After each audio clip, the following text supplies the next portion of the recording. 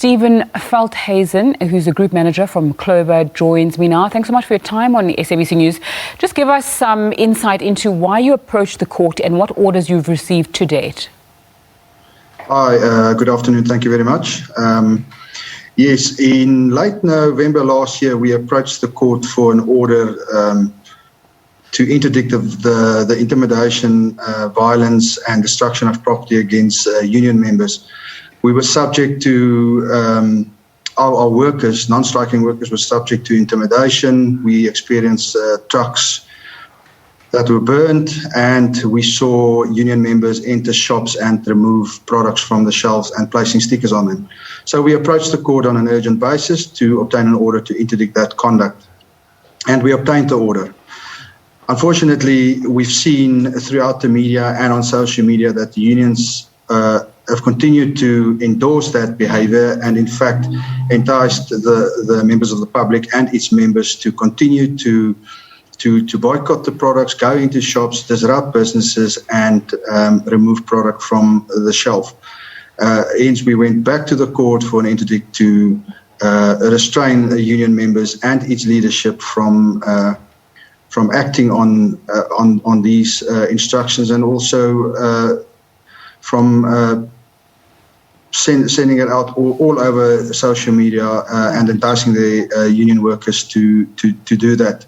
The court granted us an order, again another order, requesting the unions to publicly denounce this type of behavior, and also removing all communication on social media and pamphlets where they encourage their members to do so. Okay, so it's my understanding that, my apologies for interrupting, it's my understanding that part of the reasons that there's protest, one of the reasons is the retrenchment of workers. And as Clover, you've said you cannot and will not reverse your decision around restructuring. Talk to us about why that is.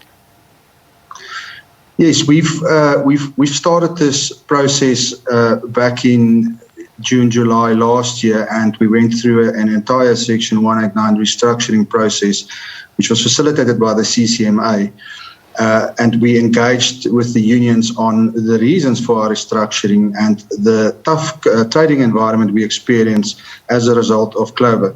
We unfortunately had to take these measures to ensure that we have a sustainable business that can compete in the market. So we went through a whole restructuring process and a consultation process which the CCMA facilitated, which then ended in November. If I stand to be corrected, but it's close to 7 meetings during that process we held with the unions. And thereafter, more meetings were held with the unions in order to see if we can find common ground on the issues at hand, and as well as the measures that we put on the table in order to avoid further retrenchments. Unfortunately, all those discussions reached a deadlock, and we had no alternative but to proceed with our retrenchments of the workers. Okay, SAFTU General Secretary Zwelin Zimavavi yesterday accused Clover of being dishonest, saying that when Clover closed the Northwest branch, they repeatedly refused to meet with the local government there. The local government has also said they were trying to assist because you were coming out of Lichtenburg because of service delivery issues. Talk to me about that. Yeah, that is unfortunately not true at all. I mean, luckily I have all the necessary proof to show that we try to talk to the government, the local government, in terms of the issues we've experienced there. The decision to relocate these factories wasn't taken yesterday or 2 or 3 months ago. We started with this process way back in 2012, 2013 already, where we started to look at rationalizing our production facilities. This was also part of the merger process in 2019 when the merger was considered by the Competition Commission. So this was a public forum. The unions were part of this whole process.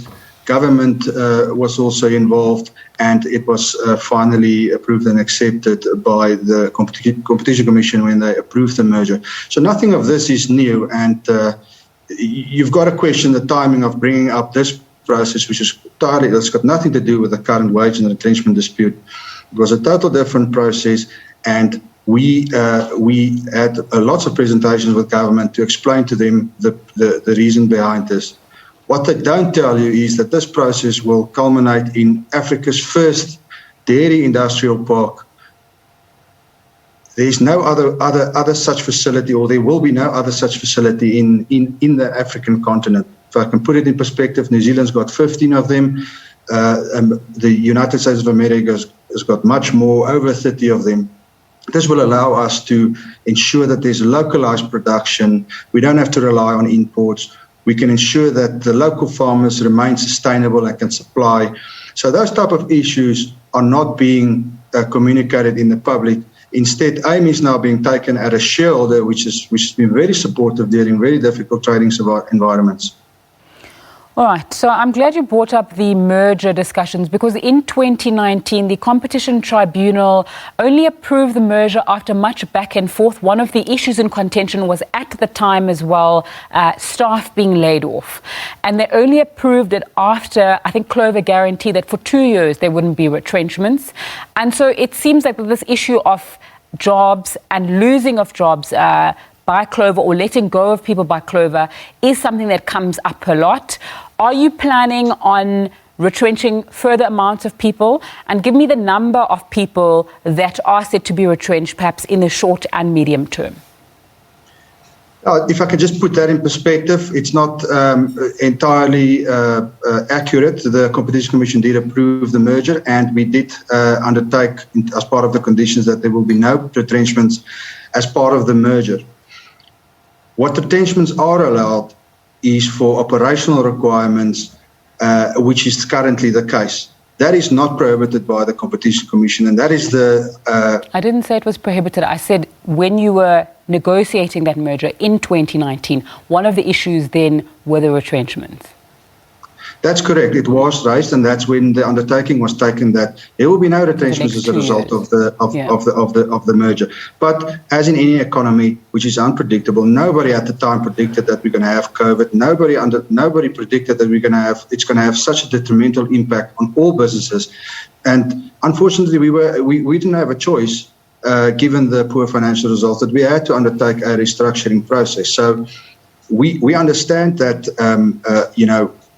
we understand the conditions, and we've never breached those conditions. But as the Commission would also acknowledge that is the reason why there would be exceptions like operational requirements, because you can never predict what the future holds in terms of the economy and trading environment. Thank you so much for your time on SABC News. Stephen Velthuysen, who's the Group Manager for Clover.